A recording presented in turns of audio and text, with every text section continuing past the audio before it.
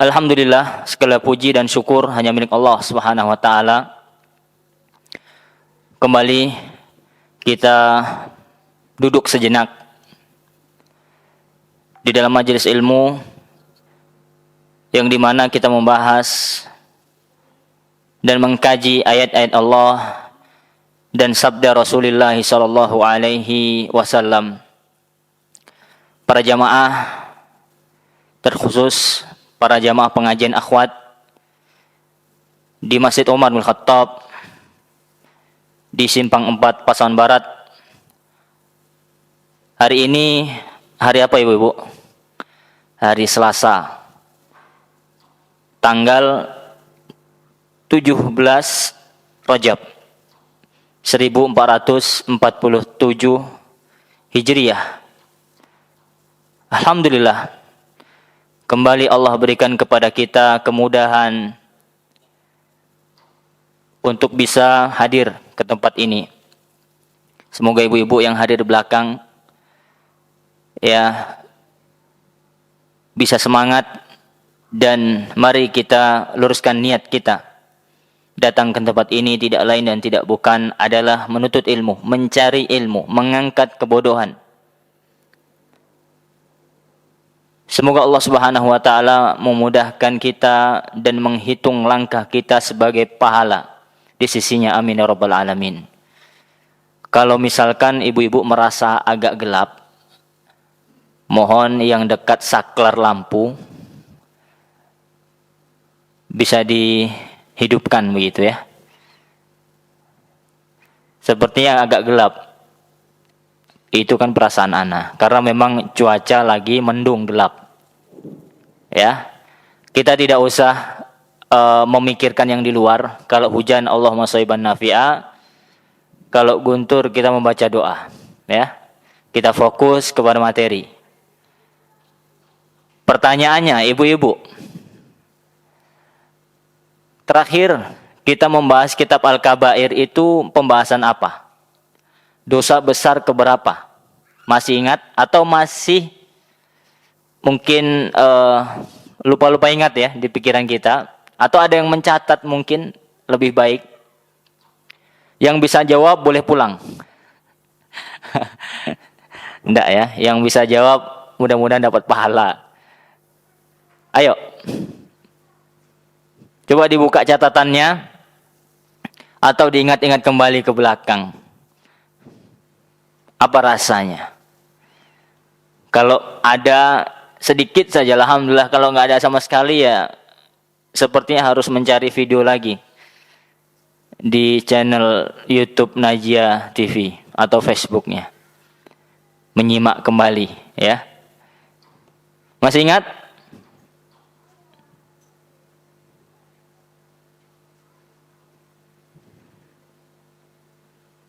Apa pembahasan kita? Wah, ketahuan ini. Nggak ada yang nyatat ini.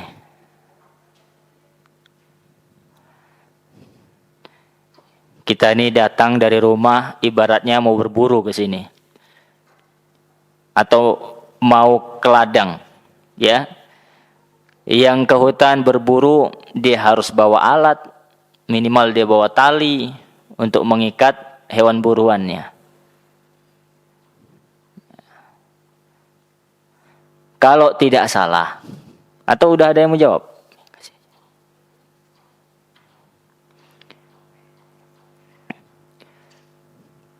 Kalau tidak salah ingat, pembahasan tentang dosa besar yang ke-21, yaitu mencuri, ya tidak?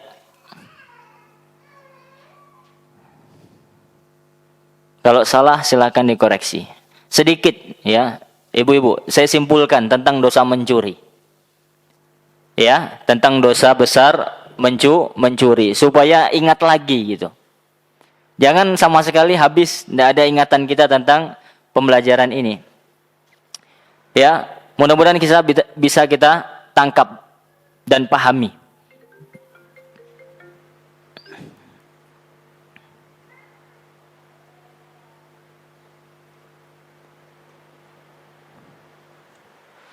Sebentar.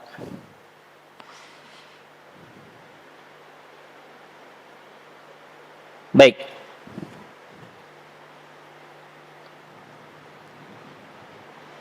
Mencuri adalah yaitu mengambil harta orang lain secara apa ibu-ibu? Diam-diam. Nah, ini harus kita pahami. Karena setelah ini dosa yang berikutnya adalah dosa besar yang ke-22, yaitu merampok. Nanti silakan simpulkan apa bedanya mencuri dengan merampok. Taib, mencuri adalah mengambil harta orang lain. Bukan mencuri harta suami ya ibu-ibu ya. Itu beda cerita nanti. Atau mengambil harta orang tua. Kalau mengambil harta suami tanpa izin, sedangkan suami zolim misalnya, tidak pernah memberi nafkah, maka itu beda cerita, ya, bukan mencuri. Nah, seperti itu. Ini mencuri harta atau mengambil harta orang lain secara diam-diam di tempat penyimpanan harta. Allahumma shayban nafi'an. Itu definisi, ya, atau pengertian mencuri yang harus kita dudukkan dulu. Mencuri atau adalah mengambil harta orang lain yang bukan milik kita secara tersembunyi atau diam-diam di tempat penyimpanan harta. Yang kedua adalah terkait dosa mencuri. Kata para ulama, dosa mencuri ini termasuk atau tergolong ke dalam dosa besar. Dosa besar. Kenapa? Karena di antara dalilnya adalah dosa mencuri ini adalah dosa di antara dosa yang pelakunya itu diancam dengan hukuman had, yaitu dosa yang diancam dengan potong tangan. Sebagaimana firman Allah dalam surat Al-Maidah ayat 38. Silahkan buka PDF atau yang membawa buku dalam kitab Al-Kabair halaman 183. Firman Allah di dalam surat Al-Maidah ayat 38 tentang hukum yang menerangkan hukum potong tangan bagi pencuri laki-laki maupun pencuri perempuan. Yang menunjukkan bahwasanya mencuri adalah dosa besar. Hadis Nabi SAW yang beliau SAW bersabda, Allah melaknat pencuri yang mencuri sebutir telur dan tangannya dipotong. Kemudian dia mencuri seutas tali dan dipotong tangannya.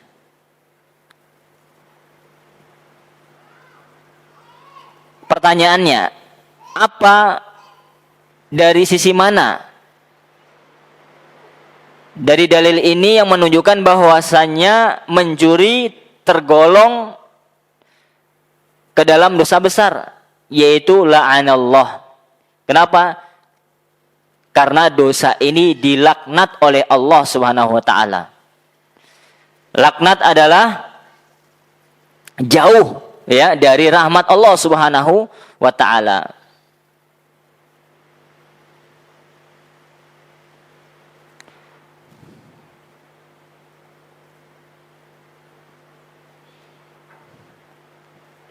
Kemudian Nabi SAW bersabda, "Lau anna Fatimah binta Muhammadin saraqat laqata'tu yadaha." Lihat, kata Nabi SAW ini menunjukkan ya, hukum potong tangan ini tidak pandang bulu, Ibu.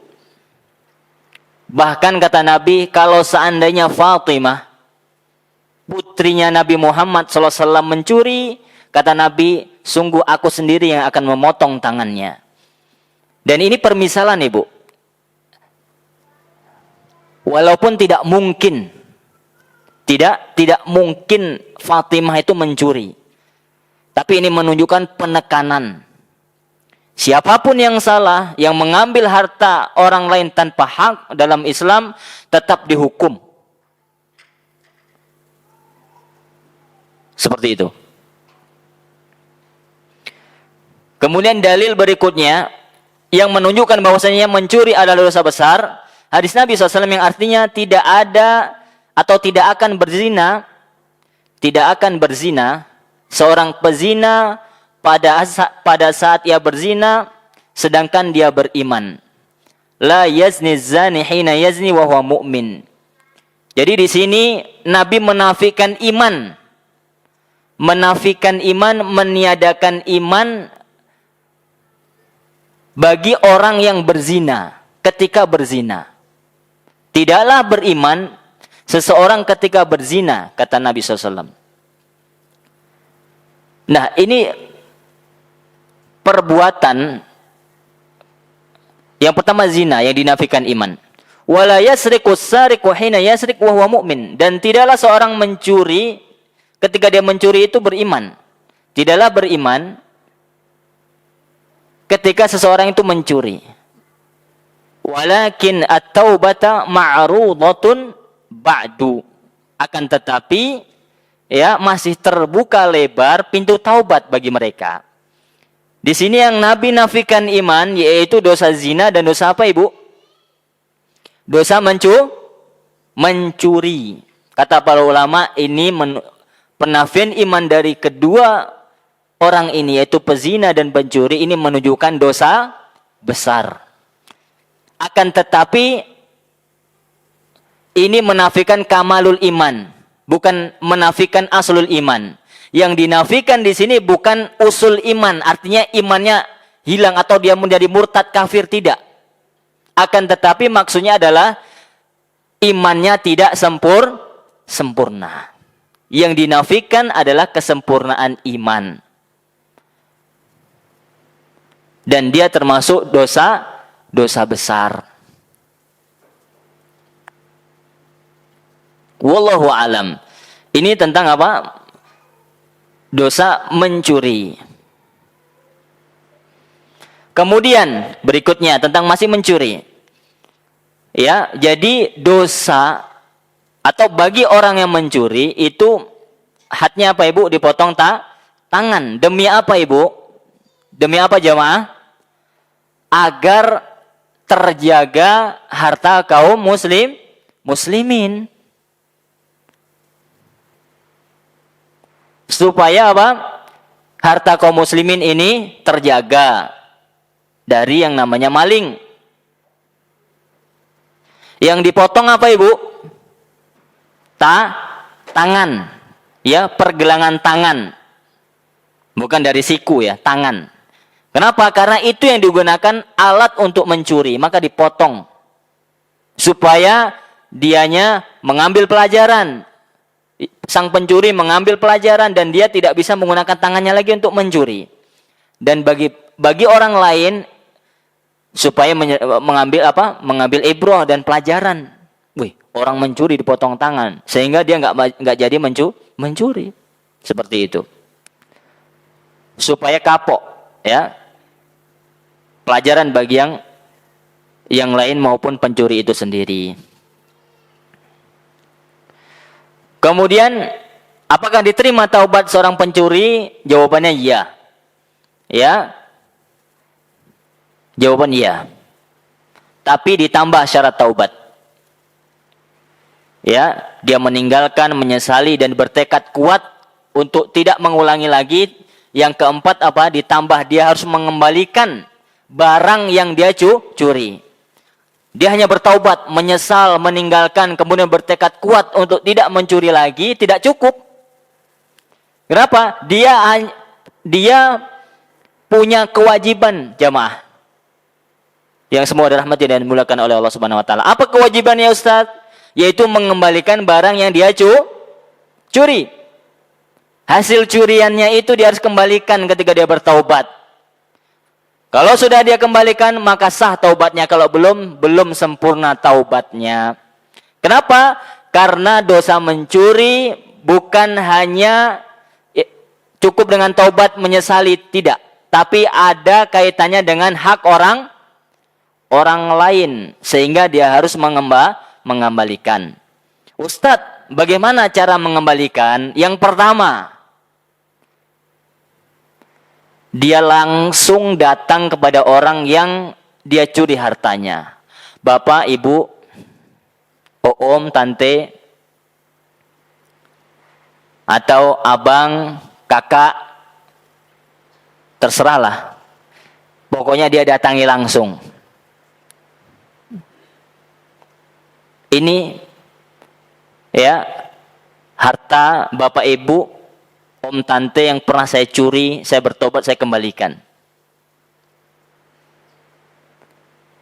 Ini mungkin agak ekstrim ibu ya. Butuh juhud, butuh effort yang tinggi. Ya, jarang-jarang orang seperti ini ya. Kadang dia malu. Atau boleh pilih opsi yang kedua ibu. Bagaimana cara Ustaz? Kalau anak malu Ustaz. Nggak enak anak Ustaz. Ya, malu. Sekarang baru ente malu. Dulu berani mencuri. Hah? Maka ada opsi, yaitu melalui apa bu? Paket. Kembalikan barangnya. Ya, melalui wasilah. Mungkin kita punya kawan, kita punya sohib, punya teman. Akhi, ya. Tolong ini kembalikan kepada bapak itu. Ya. Tolong kasihkan harta ini kepada bapak itu. Misalkan dia pernah mencuri uang. Ya, tolong uang ini kasihkan ke bapak itu. Jangan bilang ya, pokoknya kasihkan saja. Nah, orang yang tadi, temannya tadi menjadi perantara tadi juga pokoknya dia enggak usah sebut nama sudah. Pak, ini hartanya bapak, ada orang yang dulu mencuri dia bertaubat. Ini milik bapak, silakan diambil. Dah cukup. Paham ibu? Ibu-ibu. Ini dengar suara anak kan? Atau suara hujan yang dengar cuman? Dengar jelas suara anak nih? Alhamdulillah.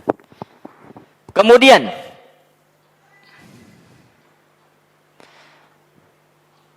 mungkin ada pertanyaan Ustadz.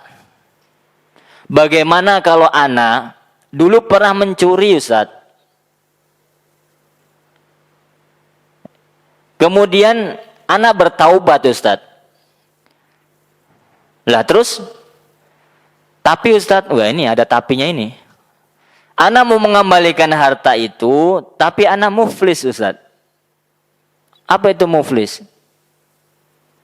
Ada yang tahu muflis? Yang bisa jawab boleh pulang.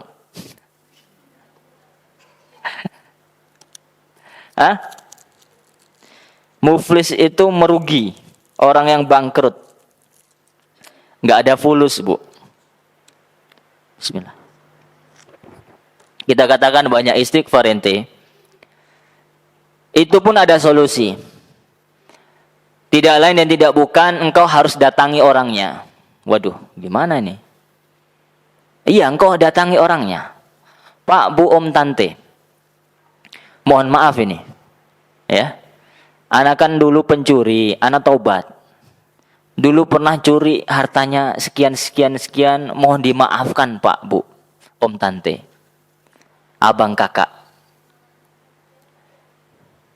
Gimana nih, dimaafkan tidak? Kalau dimaafkan, alhamdulillahilladzi bi ni'matihi tatimmus shalihat. Selesai perkara, tobat diterima insyaallah. Tapi kalau nggak dimaafkan, berarti tobatnya masih belum sempurna. Harus diusahakan. Atau dia bikin akad, bikin janji. Insyaallah dalam waktu sekian anak akan kerja, anak akan lunasi. Insyaallah. Bisa dipahami Bu? Nah, berat. Ya makanya jangan macam-macam dengan dosa mencuri ini. Dan dia termasuk dosa besar. Wallahu a'lam.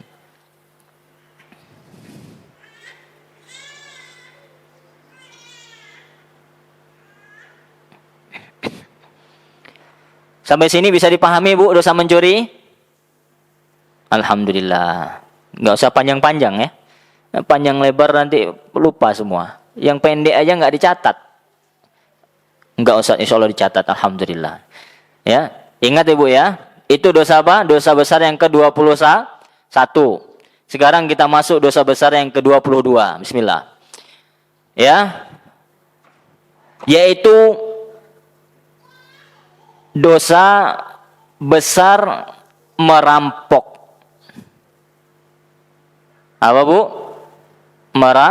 Merampok.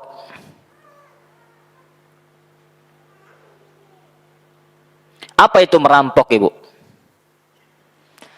Atau bahasa Arabnya itu qutta'it thariq. Qutta'at thariq. Apa itu artinya Bu? Qutta' itu dari kata qata', yaitu memutus atau memotong. At-thariq as-sabil, artinya jalan. Atau supaya ibu-ibu ini apalah ini qutta'it thariq ini. Merampok ini apa ini? Begal lah. Itu lebih mungkin ya perampok yang kasar begitu. Nah ini qutta'at thariq. Lantas pertanyaannya,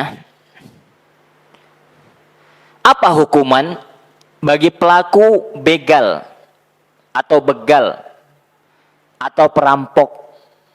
Apa hukuman dalam Islam? Kira-kira apa yang pantas Ibu untuk mereka itu? Nah, Ibu, ada di sini yang pernah kebegal? Nggak ada ya? Alhamdulillah. Ya, berarti daerah kita masih aman. Di sebagian daerah, subhanallah, ya, merajalela. Bahkan ada satu negeri, satu daerah, satu tempat, ya, masih di Pulau Sumatera. Bayangkan.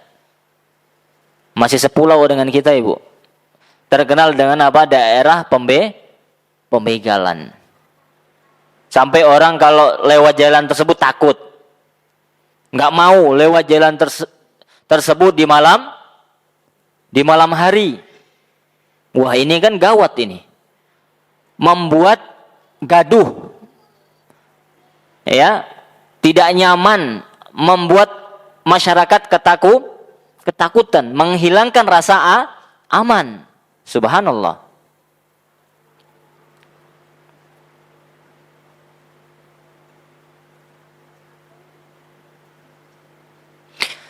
Maka merampok atau membegal diistilahkan dalam hukum Islam dengan tindakan harobah.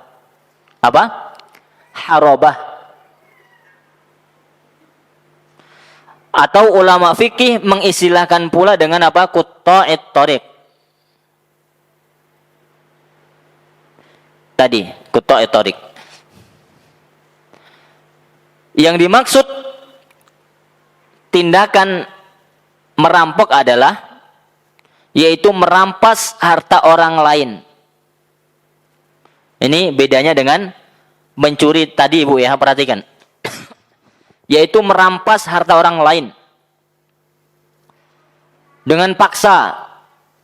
Ya, baik satu orang maupun rame-rame. Dia mengancam, ya, akan mengambil harta orang lain. Satu orang atau beberapa orang. Atau bahkan membunuh atau meneror dengan jalan mengumumkan dengan terang-terangan. Nah, ini bedanya. Tadi sembunyi, sekarang terang-terangan. Dia mau nampakkan diri di hadapan mangsanya, di hadapan orang. Benar-benar apa? Mengancam terang-terangan. Bahkan dengan memamerkan kekuatan.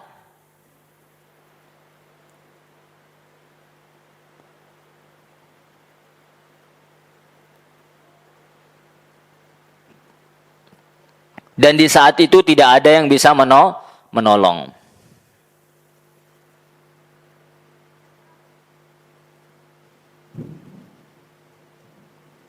Jadi di sini ada apa? Ada ancaman. Yang pertama apa? Menakut-nakuti orang. Perhatikan Ibu. Yang kedua apa Bu? Menakuti, mengancam dan mengambil hartanya. Beda nih, hanya menakuti.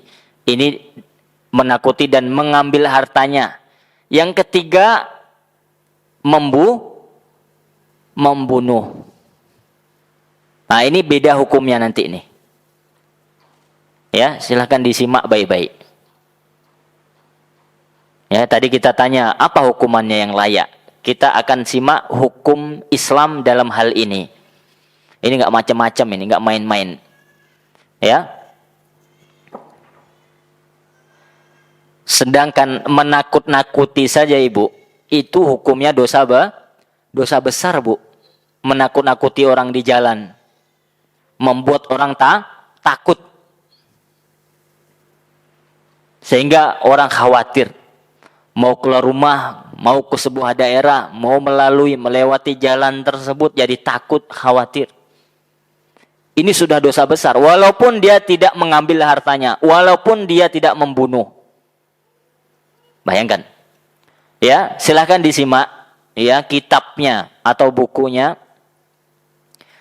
Di situ al-muallif yaitu al-Imam Az-Zahabi rahimahullah mencantumkan, membawakan sebuah ayat rahimahullah.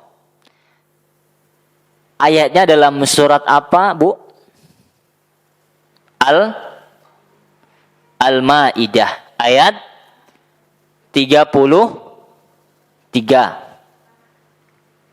Allah Subhanahu wa taala berfirman, "Innama jazaa'ul ladzina yuharibunallaha wa rasulah." Nah nih, tadi dosa ini apa?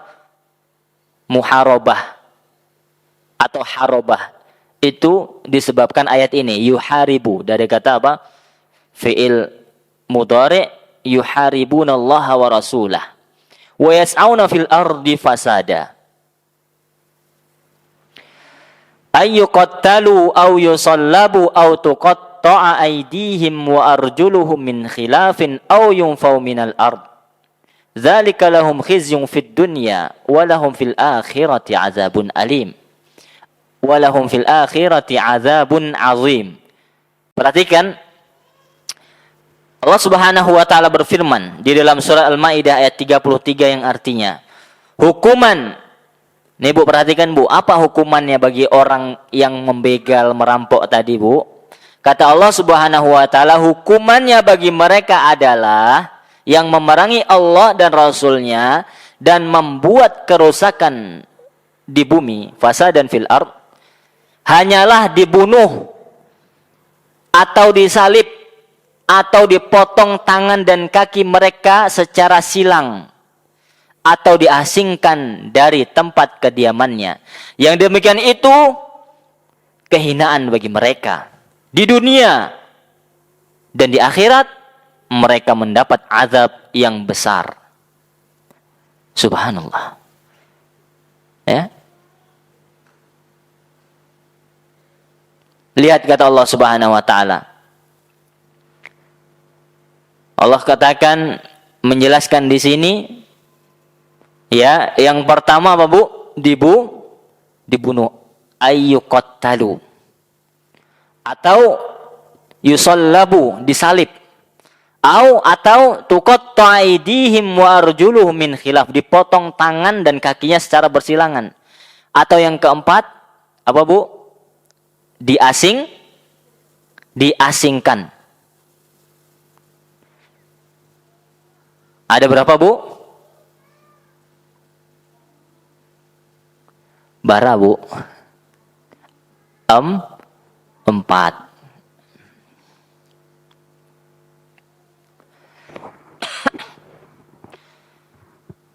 Kata muallif, perhatikan. Hanya dengan menakut-nakuti di jalan saja sudah termasuk melakukan dosa besar. Bagaimana kalau sampai terjadi perampasan harta atau perampokan? Bagaimana pula jika si pelaku sampai menyakiti, membunuh, dan melakukan tindakan dosa-dosa besar lainnya?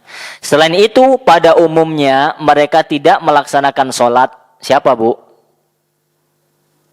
Siapa yang nggak sholat, Bu? Para pembegal. Serta menghabiskan harta yang dirampasnya itu untuk membeli apa, Bu? Di sini tulis arak dan untuk berzina. Na'udzubillah min dzalik. Nah, ini kurang lebih yang dilakukan mereka. Mendapatkan harta dari menzolimi orang lain tanpa hak, mengambil harta tersebut secara paksa tanpa hak dari orang lain. Salah apa benar itu, Bu? Salah. Dan ketika mereka mendapatkan harta, untuk apa? Untuk minum khamr. Untuk narkoba. Untuk berzina. Na'udzubillah. Nas'allahu salamata wal afiyah. Semoga Allah melindungi anak keturunan kita dari dosa-dosa tersebut.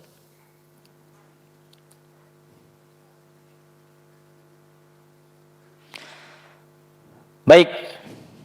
Syekh As-Sa'di rahimahullah mengatakan bahwa yang dimaksud dalam ayat adalah orang yang keluar dan melakukan teror di jalan. Maksud ayat tadi. Dengan melakukan perampasan dan pembunuhan. Hukuman pada mereka dirinci sebagai berikut. Hukuman bagi mereka yang merampas, bahkan membunuh, atau merampok, membegal tadi. Yang pertama, perhatikan. Yang pertama, merampok dengan melakukan pembunuhan. Nih, dia merampok, Bu. Dan membunuh. Dan merampas harta. Maka hukuman bagi dia apa, Bu? Dibunuh dan disalib. Bukan hanya dibunuh, Bu. Dibunuh kemudian disalib supaya menjadi pelajaran bagi orang lain. Nih loh.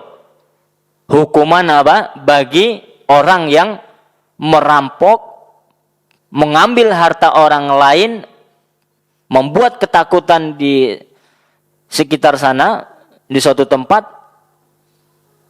plus dia membunuh orang yang dia rampok. Hukumannya apa? Dianya dibunuh, pelakunya dibunuh dan disalib.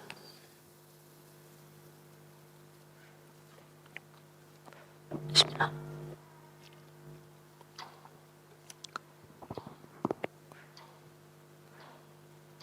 Catatan. Ya, yang melakukan ini siapa, Bu? Bukan kita orang, tapi aparat negara, pemerintah. Dan kalau seperti ini, ada jamin aman ini daerah.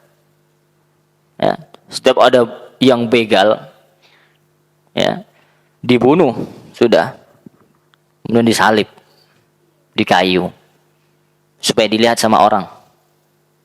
Takut orang, Bu. Takut apa enggak takut orang? Takut. Ya. Yang kedua, tadi merampok, mengambil harta dan membunuh, maka disalib dan dibunuh dan disalib. Yang kedua, dia merampok dengan melakukan pembunuhan saja. Ya, tanpa merampas harta orang tersebut. Maka wajib dibunuh. Kenapa? Nyawa dibayar dengan nyawa. Yang ketiga, merampok dengan merampas harta saja. Dia merampok dengan merampas harta saja tanpa dibunuh. Hukumannya adalah dipotong tangan pada pergelangan tangannya dan bukan disalib ya, dan kakinya pada pergelangan kaki kiri. Misalkan tangan kanan pergelangannya dipotong, silangnya di kaki, berarti kaki apa yang dipotong, Bu? Kaki kiri. Sampai mana? Sampai mata kaki. Subhanallah. Ini bagi yang merampok, ya, dia hanya merampas, mengambil harta saja. Secara terang-terangan dia merampok, mengambil harta saja, maka dipotong tangan kanan, pergelangan tangan, dan kaki kiri sampai mata kaki. Kemudian yang keempat, merampok dengan menakut-nakuti atau meneror. Apa bahasa kita, Bu? Meneror ini dibuat orang takut. Maka apa hukumannya, Bu? Dibuang dari negeri atau tempat tinggalnya, tempat kediamannya. Ya. Catatan, yang dimaksud dengan dibuang dari negeri adalah dipenjara atau diasingkan. Ya. Seperti hukum zina yang belum menikah, ya, diasingkan. Demikianlah pendapat ulama Syafi'iyah. Sedangkan yang dimaksud dengan disalib adalah disalib dalam keadaan hidup, sehingga jadi tontonan khalayak ramai karena tindakan kejelekannya, lalu diturunkan dan dieksekusi mati. Ya, tadi disalib itu disalib dulu dalam kondisi hidup ternyata. Kemudian baru apa? Dibunuh, dieksekusi mati.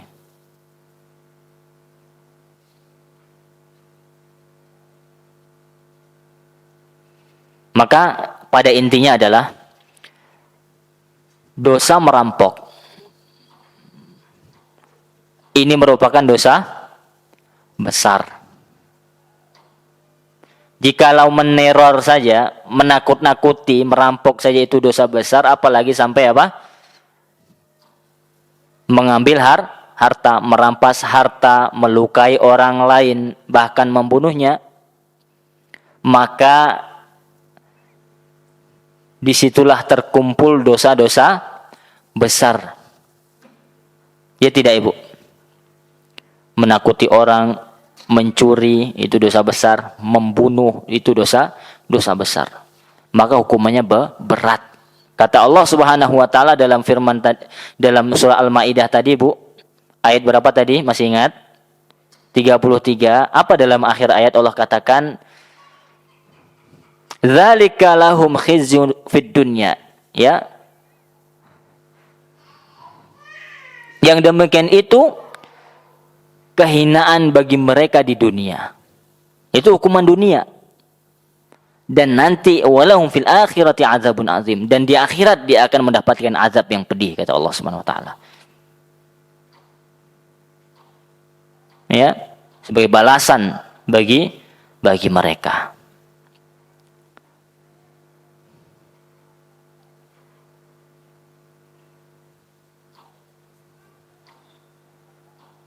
Maka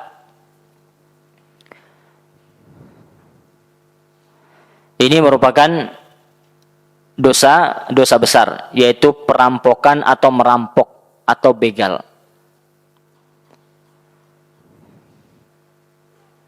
Semoga Allah Subhanahu wa taala menjaga negeri kita, ya, dari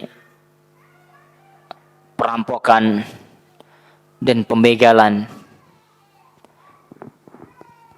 Dan kita rasakan alhamdulillah di Sumatera Barat, ya, sejauh pengetahuan kami masih aman. Walaupun bukan tidak ada sama sekali perampokan, tapi jarang terdengar.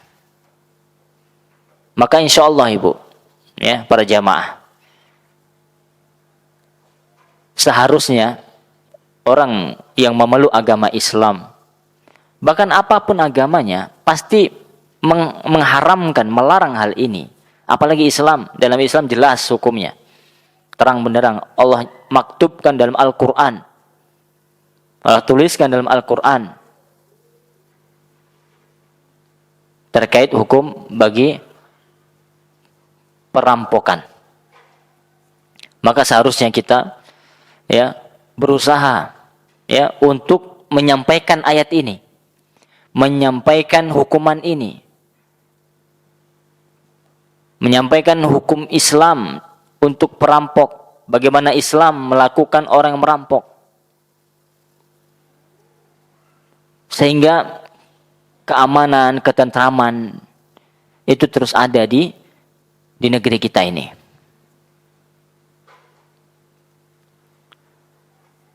Maka kami mengajak ibu-ibu sekalian untuk terus belajar agama. Belajar ini wasilah untuk mengangkat kebodohan, untuk bagaimana kita itu beramal. Tugas kita kan untuk beramal, ya tidak ibu, di dunia ini. Tugas kita ini beramal soleh, beribadah kepada Allah Subhanahu wa ta'ala.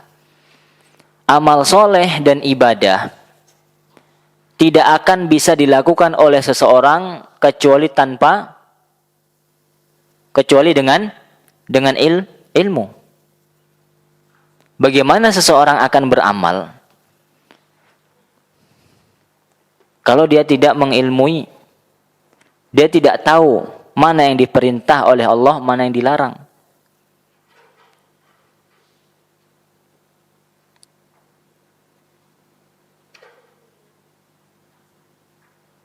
Dia tidak tahu mana yang benar, mana yang salah. Maka sungguh berbahagialah kita tatkala Allah mudahkan kita untuk menuntut ilmu agama. Itu tanda kebaikan yang Allah inginkan untuk kita. Man yuridillah bihi khairan yufaqihu fid din. Itu di antara keutamaan menuntut ilmu, Ibu. Kita harus sering ingatkan lagi. Ya, kata Nabi SAW, barang siapa yang Allah inginkan kebaikan untuk dia, tandanya apa? Allah pahamkan dia ilmu agama. Maka bersyukurlah kepada Allah Subhanahu wa ta'ala dan terus semangat dalam menuntut ilmu agama sebagai wasilah untuk kita beramal. Ya, sekaligus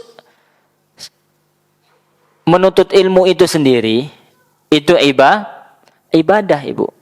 Itu perintah. Dan itu bernilai pahala ibadah. Kita duduk di sini, hadir di sini, itu sudah ibadah. Sebuah amal soleh. Apalagi kita mendapatkan ilmu.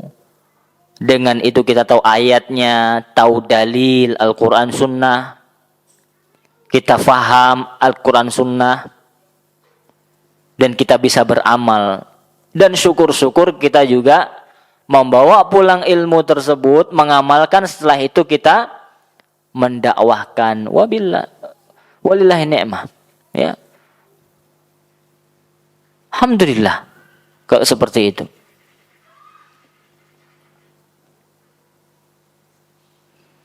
Kemudian cepat saja, masih ada waktu karena asar sekarang waktu sholat secara umum lama ya. Kita lanjutkan, yaitu dosa besar yang ke-23. Jadi Bu, hari ini kita membahas 3 insya Allah. Yang pertama apa? Kita murojaah tentang dosa mencuri. Yang kedua merampok. Yang ketiga apa? Sumpah palsu. Ini yang suka sumpah palsu. Ya, mudah-mudahan jamaah di sini dan para pemirsa tidak ada yang suka sumpah palsu. Ternyata sumpah palsu itu tergolong atau termasuk ke dalam dosa besar. Dalilnya apa? Dari Abdullah ibn Amr. Ya, beliau berkata, Nabi SAW bersabda, al-kabairu al-isyraku billah wa uququl walidain wa qatlun nafsi wal yaminu al-ghamus. Ya, dosa besar itu adalah yang pertama apa? Al-isyraku billah, syirik. Ini dosa besar, paling besar, yang dosa kalau dia tidak bertobat tidak akan masuk surga, tidak diampuni. Ini bahaya, dosa syirik, dosa yang paling bahaya. Nas'alullah salamata wal afiyah. Ya, tidak akan masuk surga orang yang menyekutukan Allah Subhanahu wa ta'ala, beribadah kepada selain Allah Subhanahu wa ta'ala, dia berdoa kepada selain Allah Subhanahu wa ta'ala. Yang kedua, wa uququl walidain. Apa? Durhaka kepada orang tuanya. Baik bapak maupun ibunya, sama saja. Ya, hati-hati. Di zaman sekarang ini banyak dosa ini. Durhaka kepada orang tua. Ini merupakan dosa besar. Wa qatlun nafsi. Yang ketiga apa, Bu? Membunuh jiwa tanpa hak. Yaitu dosa membunuh. Dan ini sekarang banyak terjadi. Yang keempat apa, Bu? Al-yaminul ghamus. Sumpah palsu. Sekarang pertanyaannya, jamaah, ya, ibu-ibu, bukan yang nonton di Facebook ya, di streaming ya. Ya, cukup ibu-ibu yang hadir. Hadis ini riwayat siapa? Bukhari, Al-Bukhari rahimahullah. Siapa yang bisa menyebutkan sisi pendalilan kenapa sumpah palsu menurut hadis ini termasuk dosa besar?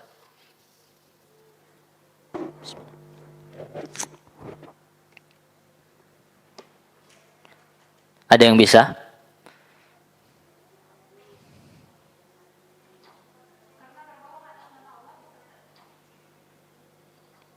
Iya. Belum tepat.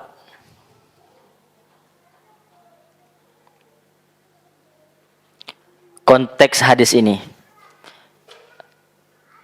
Ya, ana bacakan lagi. Kata Nabi SAW dari Abdullah bin Amr. Dosa besar itu adalah, yang pertama dosa syirik, yang kedua dosa durhaka kepada orang tua, yang ketiga membunuh, yang keempat bersumpah palsu. Kenapa dikatakan sumpah palsu itu dosa besar? Menurut dalil hadis ini. Siapa, Bu? Wah, ini baru betul itu. Ya. Kita doakan ya Ibu ini semoga mendapat ilmu yang berkah dan banyak. Dan hartanya melimpah, keluarganya sehat selalu. Amin ya rabbal alamin. Itu hadiah dari saya, Bu, doa. Betul. 100. Ya. Itu pendalilannya. Maka di sini kita belajar itu, Ibu. Kita jadi tahu. Jadi tidak bertanya-tanya. Bukan sekedar duduk di sini saja. Ya. Imam Zahabi setelah membuat judul bahwasanya sumpah palsu itu dosa besar, yang pertama yang disebutkan adalah dalil ini. Mungkin beliau tidak menyebutkan istidlalnya, pendalilannya. Kenapa kok dalil ini yang dicantumkan di sini, yang menunjukkan sumpah palsu itu dosa besar? Jawabannya itu tadi. Kenapa, Ibu? Coba diulang. Baik, karena digandengkan dengan dosa syirik dan dosa-dosa besar yang lain. Udah otomatis al-yaminul ghamus termasuk dosa besar gitu loh. Dan itu banyak, pendalilan seperti itu banyak di Al-Qur'an.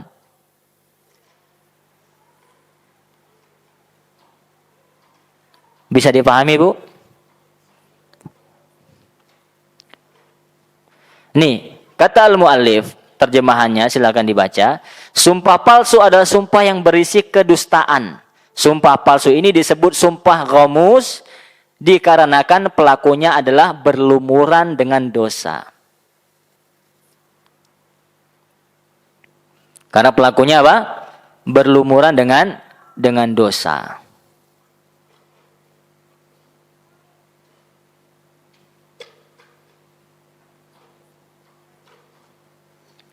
Kemudian contoh-contoh sumpah palsu. Contoh, dia mengatakan, demi Allah, aku tidak melakukannya. Dia membawa nama Allah itu. Aku tidak melakukannya. Wallahi aku tidak melakukan. Padahal dia melakukan. Ini sumpah palsu. Termasuk dosa besar. Padahal dia sadar bahwa dia melakukannya. Atau dia mengatakan, demi Allah, wallahi, aku telah melakukannya. Padahal dia tidak melakukannya. Atau dia ngomong sama orang, demi Allah, aku tidak memiliki hutang padamu. Padahal dia punya hutang. Dia bersumpah, wallahi anak nggak utang sama ente. Padahal dia berhutang. Padahal dia memiliki hutang. Dengan orang yang diajak bicara.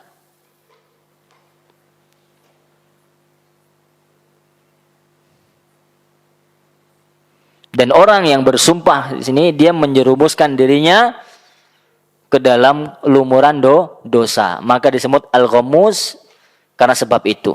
Orang yang bersumpah itu sedang mencelupkan diri dia, ya, menjerumuskan diri dia ke dalam kubangan dosa. Dan akan menjerumuskannya ke dalam neraka. Nasallahu alaihi wasallam. Maka ulama sepakat bahwasanya hukum dari sumpah palsu ini haram. Dan para ulama memasukkan ke dalam dosa besar. Sumpah palsu tersebut ulama menggolongkan ke dalam dosa besar. Maka hati-hati Bu, ya, ketika kita bersumpah. Dikatakan karena perbuatan tersebut merupakan, ya, perbuatan atau tindakan yang senonoh, lancang atas nama Allah Subhanahu wa ta'ala. Dia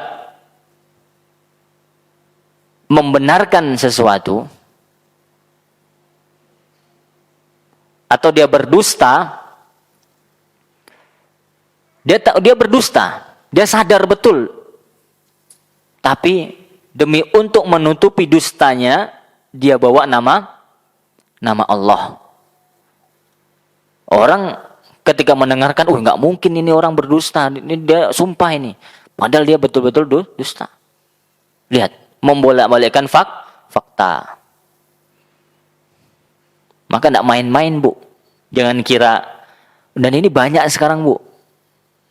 Sumpah demi Allah, katanya kan. Enggak pernah kok. Subhanallah, dia udah ngomong demi Allah, membawa nama Allah di situ.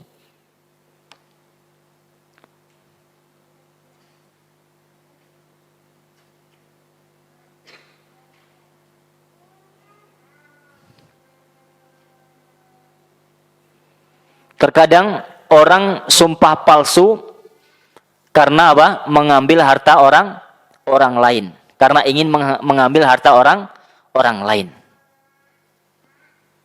Misal masalah tanah. Ini terjadi sengketa. Demi Allah ini tanah saya. Padahal bukan tanah dia. Itu tanah orang. Ini dosa besar.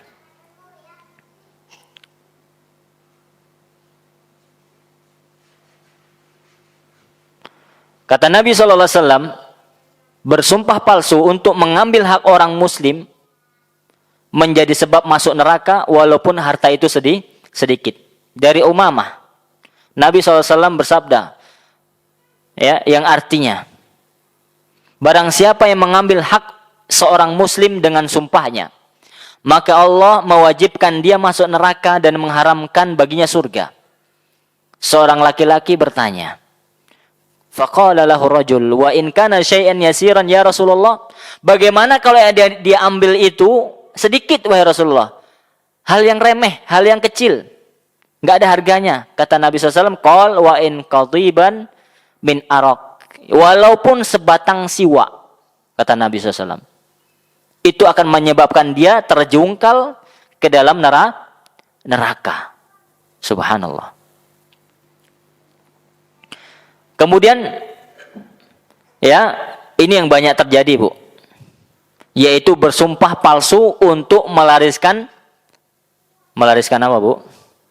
Dagangan. Wallahi ini asli, katanya. Wallahi ini modalnya sekian ini. Ya. Nggak mungkin dia jual modal, kan orang jualan. Ini sumpah-sumpah. Subhanallah. Hati-hati. Ya. Makanya at-tujjaru fujjar. Ya. Jangan sampailah, ya. Seperti itu. Pedagang itu fajir kebanyakan, tapi tidak semua. Maka ini kaum muslimin, ya, yang hadir, mudah-mudahan jadi pengusaha, jadi pedagang yang amanah, yang jujur. Ya. Yang kenal agama. Bahkan kalau bisa dia menegakkan amar ma'ruf nahi mungkar di pasar, di tempat dia dagang. Ya, tidak dilarang kita berdagang. Ya. Itu rezeki yang thayyib. Sama dia jujur dan amanah. Seperti itu. Wallahu taala alam. Ya, ini dosa besar yang ketiga yang kita bahas pada hari ini apa, Bu? Sumpah palsu. Ya, sumpah itu bukan hanya dengan wallahi saja, tapi kalau dia terjemahkan demi Allah itu sama saja dia membawa nama Allah. Maka hendaknya dia jujur dalam sumpahnya. Dia tunaikan sumpah. Tidak berbohong. Wallahu taala alam bisawab. Ya, mungkin ini saja ibu-ibu ya. Mohon maaf kalau ada kesalahan, ya, tutur kata, dan kalau ada yang salah itu murni dari ana pribadi dan karena keterbatasan ilmu. Semoga Allah Subhanahu wa taala mengampuni kita semuanya. Dan semoga Allah Subhanahu wa taala memberikan kepada kita ilmu yang bermanfaat. Ya. Dan rezeki yang thayyib, yang baik, wa amalan mutaqabbala, dan amalan yang Allah terima. Ya, saya mengingatkan diri anak pribadi dan kepada jamaah sekalian, ya, umur kita ini terbatas, usia kita itu terbatas. Walaupun semua tahu dan sadar betul dengan meninggalnya orang-orang terdekat kita, itu menunjukkan kita juga kelak akan mati semuanya. Harta yang kita kumpulkan kita akan tinggalkan. Rumah yang kita bangun megah dan mewah, kelak kita akan tinggalkan. Jabatan kita, kelak kita mati, kita akan tinggalkan. Akan diganti, jabatan tersebut akan diduduki, kursi tersebut akan diambil, diduduki oleh orang lain. Yang mati, yang akan kita bawa menemui Allah Subhanahu wa taala adalah amal soleh kita. Maka janganlah terlalu senang, bahkan ada yang merayakan dengan tahun baru. Terlebih daerah kita sedang berduka, 3 provinsi di Sumatera, di Pulau Sumatera. Itu pun masih ada yang merayakannya. Seandainya tidak ada apa-apa pun tidak boleh umat Islam merayakan tahun baru Masehi tersebut. Kenapa dia harus bahagia? Sebagian orang tatkala ulang tahun dia merasa spesial dengan menyalakan lilin, meniup lilin, bahagia. Engkau tidak sadar bahwasanya tatkala bertambah umurmu sama dengan berkurang jatah hidupmu. Apa yang kau ketawakan? Pada hakikatnya umurmu, jatah hidupmu berkurang. Maka yang benar adalah muhasabah. Menghisap, menghitung-hitung amal kita. Sejauh mana, sebanyak mana amal kita. Atau jangan-jangan dosa kita yang banyak. Sehingga mengalahkan jumlah amalan kita. Terkadang kita ngomongin orang lain, kejelekan orang lain, kita gunjing orang lain. Si fulan begini. Padahal kejelekan kita banyak dan jauh lebih banyak daripada orang yang kita gunjing. Maka sibukkanlah dengan muhasabah, dengan taubah, dengan istighfar, minta ampun kepada Allah Azza wa Jalla, dengan ibadah. Semoga Allah Subhanahu wa taala memanjangkan umur kita di atas ketaatan kepada Allah Subhanahu wa taala. Baiklah ibu-ibu, kita akhiri. Subhanakallahumma bihamdik, asyhadu an la ilaha illa anta, astaghfiruka wa atubu ilaik. Wassalamualaikum warahmatullahi wabarakatuh.